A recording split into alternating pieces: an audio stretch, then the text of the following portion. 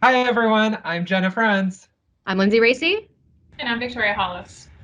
and today we're going to talk about a case study of co-design in the Lightroom photography community. It's your job to find the people that are furthest away from you. How can you put power into their hands? Let's talk about the background and motivation for this co-design study. Adobe Lightroom is a photo editing application used by photographers from beginner to pro.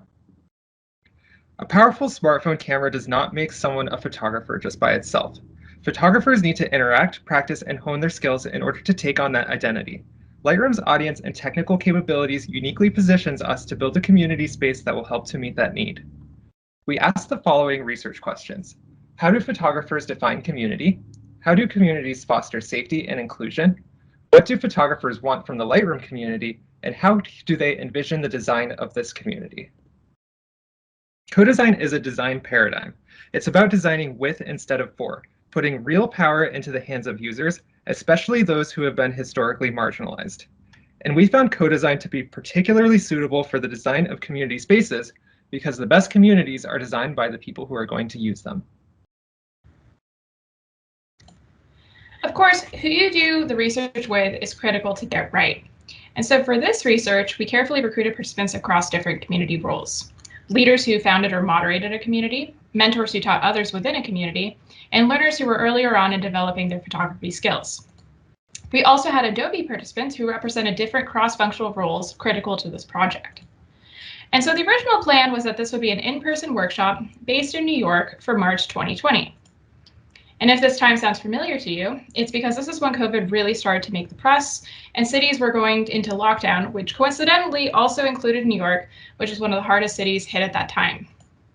So we pivoted quickly to translating the original plan to a now entirely online workshop with 9 different activities across the week. The first centered around broadly understanding what community means for these participants, and then drilling into the specifics of what these photographers want from a Lightroom community. So now we're going to cover some highlights of findings from across all of this work. First, we heard that the term community means collections of people around a shared why, and that a desired community fosters authenticity, growth, and connection. It's not just a platform for content distribution. For example, one participant who was a community leader contrasted a community from simply social groups as the difference between a house and a home. Communities are like a home, meaning they have a purpose and a shared culture.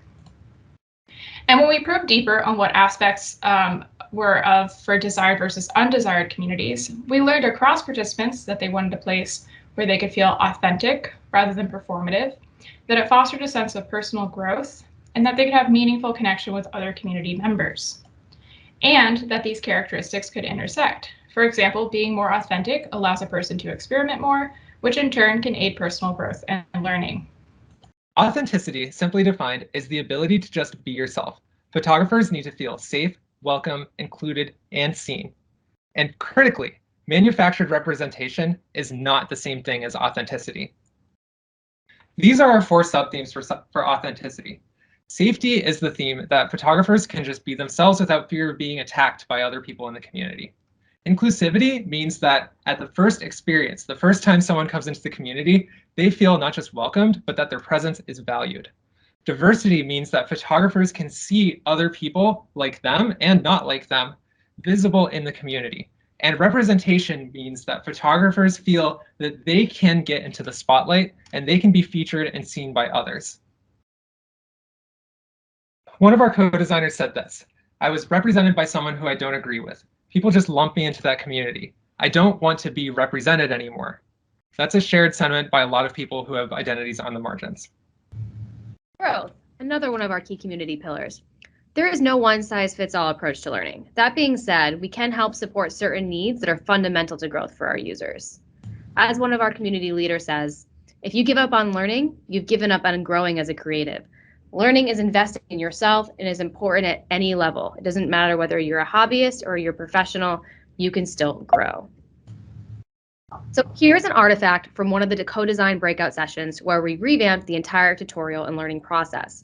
This artifact addresses 4 of the major growth needs. So first, imagine that a user wanted to take a tutorial. They can search by interest, tool, or skill level to find content that is relative to them. That's important. They then can take a tutorial from a professional photographer that is validated by Adobe so they know they can trust the information. In the tutorial itself, they can control the speed and how much information is released at one time. They can choose to go deeper if they're ready for it, so it's not just a hose of information. And lastly, they need to be able to practically apply what they've learned, so we want to give them an option of trying the tutorial on their own image. Finally, we found that these photographers wanted a sense of connection through the ability to talk with one another, and importantly, that a Lightroom community would facilitate getting critiques and impressions of their work throughout the creative process. And this was important as it sharply contrasted against the design of some popular social media platforms today. Participants tended to describe disliking the superficiality of some platforms and instead wanting deeper conversations. As this community mentor describes, if it's only superficial levels of feedback, it's lost its power. So participants described how rich communication is a key part of the critique process. For those requesting critique, they can share the goals of that work, the type of feedback they're looking for, and signal their skill levels. And on the other hand, those giving critique can speak to their particular goals, give relevant balanced feedback, and tailor feedback for their skill level so it's actionable but achievable. Results and discussion. So what happened from there? What changes were made to the community in the short term? First, we devalued social attention currency, so like counts were no longer public, they were only private for the user.